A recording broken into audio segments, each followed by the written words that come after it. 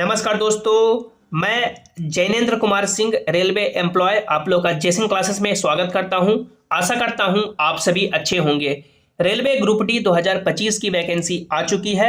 आशा करता हूं आप सभी ने अपना फॉर्म अप्लाई कर दिया होगा। इस वीडियो में हम लोग बात करने वाले हैं कि नॉर्दर्न रेलवे यानी दिल्ली या चंडीगढ़ बोर्ड की जो वैकेंसी आई है, इसमें टोटल कितनी वैकेंसी है और इस वैकेंसी 2025 का सेफ स्कोर क्या रह सकता है। 2019 की वैकेंसी से जब 2022 में एग्जाम हुआ था तो कितना कट ऑफ गया था, कितनी वैकेंसी थी, कितना कट ऑफ गया था, इस साल कितनी वैकेंसी है और क्या कट ऑफ जा सकता है। तो यदि आप लोगों ने दिल्ली बोर्ड या चंडीगढ़ बोर्ड से अपना फॉर्म भरा है तो ये वीडियो आपके लिए काफ़ी इंपॉर्टेंट है। पूरे वीडियो को आपको ध्यान से देखना है और यदि आप लोग चैनल पर पहली बार आए हैं या अभी तक भी सब्सक्राइब नहीं किए हैं तो कर लें, ताकि जो भी रेलवे एग्जाम्स के आगे के अपडेट्स हो उसकी सही और ऑफिशियल जानकारी आपको मिल सके। तो दोस्तों, आप लोग यहाँ पे देख सकते हैं, ये आपका रेलवे ग्रुप डी 2025 वैकेंसी का जोन वाइज टेबल चार्ट है, जिसमें आप लोग देख सकते हैं जो सबसे ज़्यादा वैकेंसी है वो आपका नॉर्दर्न रेलवे दिल्ली या चंडीगढ़ बोर्ड में ही है, जिसमें देख सकते हैं जो टोटल वैकेंसी है वो 4785 है। आप लोग यहाँ पे कैटेगरी वाइज वैकेंसी देख सकते हैं। यूआर कैटेगरी का 2008 वैकेंसी है, एससी कैटेगरी का 691 वैकेंसी है, एसटी का 346 है, ओबीसी का 1275 है और ईडब्ल्यूएस का 465 है। जिसमें जो एक सर्विसमैन है उनके लिए अलग से 955 वैकेंसी है और double CA double a candidate के लिए 955 वैकेंसी है। टोटल वैकेंसी 4785 है। नॉर्दर्न रेलवे दिल्ली में सबसे ज़्यादा, किसी भी बोर्ड से कंपेयर करेंगे तो सबसे ज़्यादा आपको नॉर्दर्न रेलवे दिल्ली में ही यानी चंडीगढ़ बोर्ड में ही सबसे ज़्यादा वैकेंसी है। अब 2019 में कितनी वैकेंसी थी, तो 2019 में भी नॉर्दर्न रेलवे में ही सबसे ज़्यादा वैकेंसी थी। आप लोग यहाँ पे देख सकते हैं नॉर्दर्न रेलवे, डीएमडब्ल्यू और आरसीएफ मिलाकर के जो total vacancy northern railway Delhi या चंडीगढ़ बोर्ड में थी वो 13,153 वैकेंसी थी। 2019 में भी किसी भी बोर्ड से कंपेयर करेंगे तो सबसे ज़्यादा वैकेंसी नॉर्दर्न रेलवे में ही थी और 2025 में भी सभी बोर्ड के कंपैरिजन सबसे ज़्यादा वैकेंसी नॉर्दर्न रेलवे दिल्ली में ही है। हालांकि 2019 में टोटल वैकेंसी 1 लाख प्लस थी और इस साल मात्र लगभग 32,000 के आसपास ही है। अब 2019 की वैकेंसी के अकॉर्डिंग क्या कट ऑफ गया था, तो देख सकते हैं जब 23 दिसंबर 2022 को रिजल्ट आया था, आप लोग यहाँ पे देख सकते हैं government of India, ministry of railway, railway recruitment board, Chandigarh या Delhi board, northern railway board सब एक ही है। जिसमें आप लोग यहाँ पे देख सकते हैं जो सेंट्रलाइज्ड एम्प्लॉयमेंट नोटिफिकेशन नंबर 01/2019 यानी ग्रुप डी की पिछली वैकेंसी का जो कट ऑफ गया था, आप लोग देख सकते हैं नॉर्मलाइज्ड मार्क्स। यानी नॉर्मलाइज्ड मार्क्स क्या हुआ, जब फाइनल रिजल्ट आया, एक होता है रॉ मार्क्स, यानी आप लोगों ने जितना सवाल बना के आया निगेटिव हटा करके वो आपका रॉ मार्क्स होता है। नॉर्मलाइज्ड मार्क्स हुआ कि सभी शिफ्ट को देखते हुए, एवरेज मार्क्स को देखते हुए नंबर आपका बढ़ा करके जो नॉर्मलाइज्ड कट ऑफ गया था यूआर कैटेगरी का वो 70.98 यानी लगभग 71 नंबर के आसपास।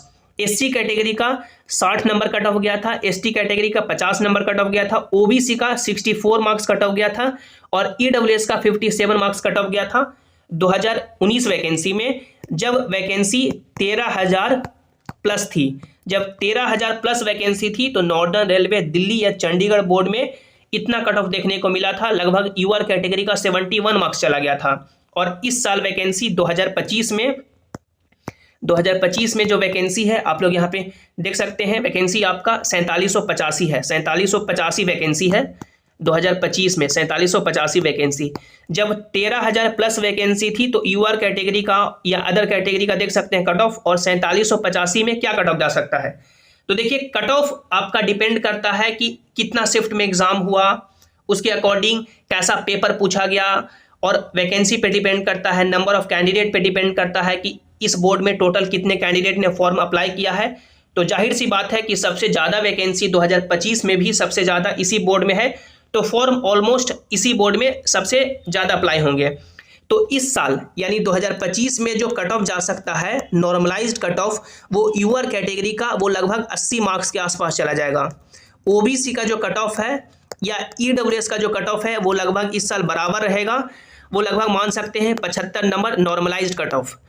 एससी कैटेगरी का जो कट ऑफ है वो लगभग नॉर्मलाइज्ड कट ऑफ 70 और एसटी कैटेगरी का जो नॉर्मलाइज्ड कट ऑफ है वो लगभग मान सकते हैं 65 के आसपास रहेगा। 2019 में जो EWS का कट ऑफ था वो कम गया था, क्योंकि 2019 के उसी के आसपास EWS पहली बार इंट्रोड्यूस हुआ था। किसी ने EWS नहीं बनाया था या नहीं आता था कि कैसे बनेगा, लेकिन अब समय काफ़ी बीत चुका है। OBC का और EWS का कट ऑफ इस साल लगभग सेम ही रहेगा। अब यूआर कैटेगरी का यदि 80 नंबर चला जाएगा तो सिलेक्शन लेने के लिए यूआर कैटेगरी को लगभग मान सकते हैं 70 प्लस रॉ मार्क्स स्कोर करने होंगे, या किसी भी कैटेगरी को आपको टारगेट लेके चलना है कि 70 प्लस रॉ मार्क्स लाएंगे तभी सिलेक्शन होगा। क्योंकि यदि आप लोग 70 प्लस किसी भी कैटेगरी से रॉ मार्क्स लेके चले आते हैं तो फिर नॉर्मलाइजेशन में आपको 10 से लेकर के 15 मार्क्स तक फायदा होता है। नॉर्मलाइजेशन में ऑन एंड अप्रोक्स 8 नंबर तो लगभग सभी के बढ़ते हैं, किन्हीं के 11, 12, 13, 14, 15, 16, 17 तक भी नंबर बढ़ जाते हैं। वो डिपेंड करता है कि शिफ्ट पे कि शिफ्ट आपका टफ रहा या इजी रहा, लेकिन ऑन एंड अप्रोक्स मान के चलेंगे कि आपका नॉर्मलाइजेशन में 10 नंबर का फायदा होगा ही। तो आप लोग किसी भी कैटेगरी से हैं तो 70 प्लस रॉ मार्क्स का टारगेट रखना है। अब 70 प्लस रॉ मार्क्स कैसे आएगा, तो ये आपका सिलेबस है, एक ही एग्जाम होगा, एक ही एग्जाम में आपको अपनी की सारी काबिलियत और सारी मेहनत दिखानी होगी। 1.5 घंटे का एग्जाम होगा। साइंस से 25 सवाल पूछे जाएंगे, मैथमेटिक्स से 25 सवाल, रीजनिंग से 30 सवाल, जनरल अवेयरनेस करंट अफेयर मिलाकर के 20 सवाल, total 100 question, 100 number. Negative marking भी रहेगा आपका 1/3। अब सिलेबस देख सकते हैं, ये आपका मैथ्स का डिटेल सिलेबस है, आप लोग टॉपिक वाइज देख लें। रीजनिंग का ये आपका डिटेल सिलेबस है, टॉपिक वाइज देख लें। साइंस में जो आप लोगों ने फिजिक्स, केमिस्ट्री और बायोलॉजी में पढ़ा है 10th लेवल तक वही पूछा जाएगा।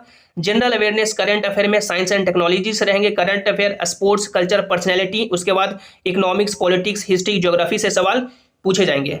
तो ये आपका सिलेबस है। अब कैसे कैसे टारगेट रखें, तो देखिए सबसे पहले मैथ्स में ये जो आपका 25 क्वेश्चन है 25 नंबर का, इसमें आपको टारगेट लेके चलना है कि किसी भी हालत में 20 प्लस मिनिमम 20 नंबर तो मैथ में 25 में से लाना ही है, यानी 20 सवाल सही करना ही है।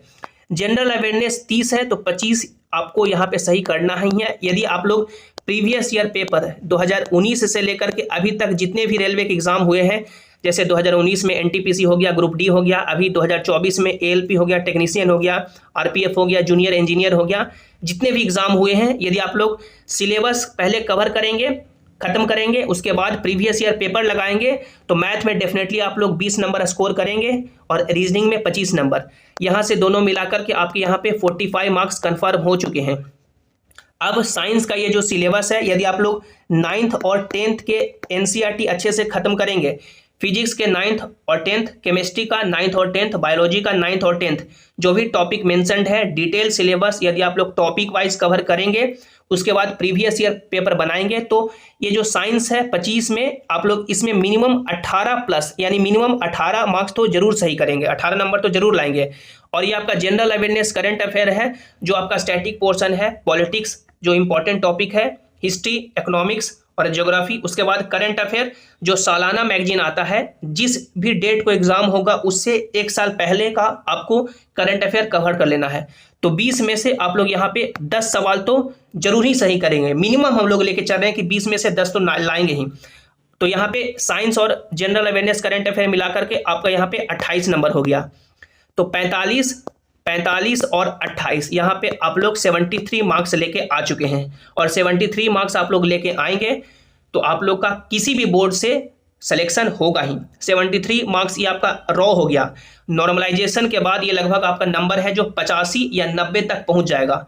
तो आप लोग ऐसे ही टारगेट लेके चलें, सबसे पहले सिलेबस खत्म करें और उसके अकॉर्डिंग आप लोग तैयारी करें।